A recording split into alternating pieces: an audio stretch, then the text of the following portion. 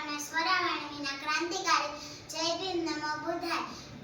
ક્યારેય ના ભૂલી શકાય, યાદ કરું ને આંખે પાણી આવી જાય, એ મારો બાબા સાહેબ એવો હિલ્લો છે. જગત આખાયમાં અંધારું થઈ જાય પણ કદી ના બુઝાય, એ મારો બાબા સાહેબ એવો દીવડો છે. સમાજના જ નહીં, દેશના જ નહીં, પણ વિશ્વના શ્રેષ્ઠ વિચારકોમાં જેમનું નામ લેવાય છે એવા વિશ્વ વિભૂતિ ડોક્ટર બાબા સાહેબ આંબેડકરના આવો આપણે સૌ સાથે મળી અને તેમની ભવ્ય ગાથા વાગોળીએ. બાબા સાહેબને કચ્છ જાતિમાં જન્મ મળ્યો. બદબંધી જૂજનીતના ભેદભાવના શિકાર થતા રહ્યા. વર્ગના ઓરડાની અંદર પ્રવેશ ના મળતા બહાર બેસીને અભ્યાસ કર્યો. સિયાજી મહારાજ રાવની શિષ્યવૃત્તિ મેળવી વિલાયત ભણવા ગયા. કોલંબિયા યુનિવર્સિટીમાં શ્રેષ્ઠ વિદ્યાર્થી તરીકે નામ રોશન કરી વિદેશની ધરતી પર સન્માનિત થયા. સાહેબ વિદેશની ધરતી પર સન્માનિત થયા. તેમની તેજસ્વીતા તો જુઓ. મારા બાબાના કલમે દેશનું બંધારણ બનાવ્યું, હિન્દુ કોડ બિલ બનાવી, સમાનતા અને બંધુતા જગાવી, સ્ત્રીઓને પગની જૂતીથી માથાનું મુંગટ હોવા જેટલું સન્માન અપાવ્યું. આઝાદી પછી કાયદા મંત્રી તરીકે કાયમ સન્માનિત રહેશે. શિક્ષિત બનો, સંગઠિત બનો, સંઘર્ષ કરો એવું ઉત્તમ સૂત્ર આપ્યું. શિક્ષણનું મહત્વ તેમને એક જ વાક્યમાં સમજાવી દીધું. શિક્ષણનું મહત્વ તેમને એક જ વાક્યમાં સમજાવી દીધું. શિક્ષણ वो शैनी का दूध है, शिक्षण वो शैनी का दूध है, जो पिएगा वो ही दहाड़ेगा. આવા મહામાનવ હતા આપણા બાબા સાહેબ.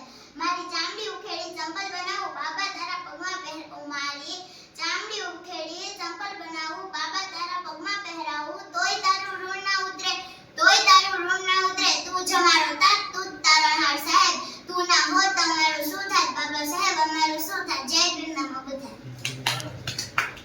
એક સામાજિક કામ બાબતે તાલાળા આવવાનું થયું હતું અને અમારા સોરાબેનના ફાધર મને રસ્તામાં ઓચિંતાના ભેટો થઈ ગયો અને અત્યારે તાલાળા અમે એમના ઘરે ચા પાણી પીવા આવ્યા છીએ.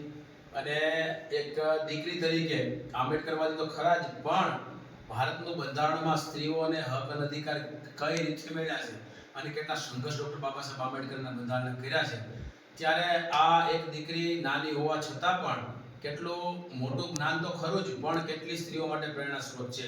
અને આવી દીકરીને ખરેખર એના માતા પિતાને ધન્યવાદ છે કે આવી દીકરીને જન્મ આપ્યો અને એ સમાજના ને ગુજરાતના ખૂણે ખૂણે જઈ અને નાના મોટા પ્રોગ્રામ કરે છે અને અત્યારે તાલાળા એમનો અભ્યાસ કરે છે. બેન કેટલામ ધોરણ ચાલુ છે અત્યારે? ત્રીજું ધોરણ ભણે છે. એટલે વિચાર કરો, દીકરી 8 વર્ષની છે અને 4 વર્ષની લગભગ હતી ત્યારથી હું બહુ નાની ત્યારથી ઓળખું છું અને એની પ્રવૃત્તિ આ જ છે. એટલે એના ઘરે સાથી મિત્ર અમારે હાર્દિકભાઈ સોલંકી, સબીરભાઈ, ધર્મેશભાઈ, મિલનભાઈ અને અમારા પ્રવીણભાઈ, એમના ફાધર મધરને દેખાડો ભાઈ.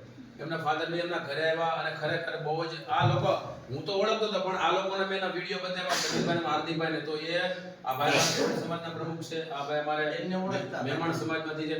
બેનને હું ફોનમાં જોયેલા પણ આજે એની રૂબરૂ મુલાકાત કરી તો એને એમ થયું ખરેખર દીકરી તરીકે ખરેખર એના માતા પિતાને ધન્યવાદ છે. અહીંયા આવી અને આ લોકોને બહુ આનંદ થયો. જય ભીમ, નમો બુદ્ધાય.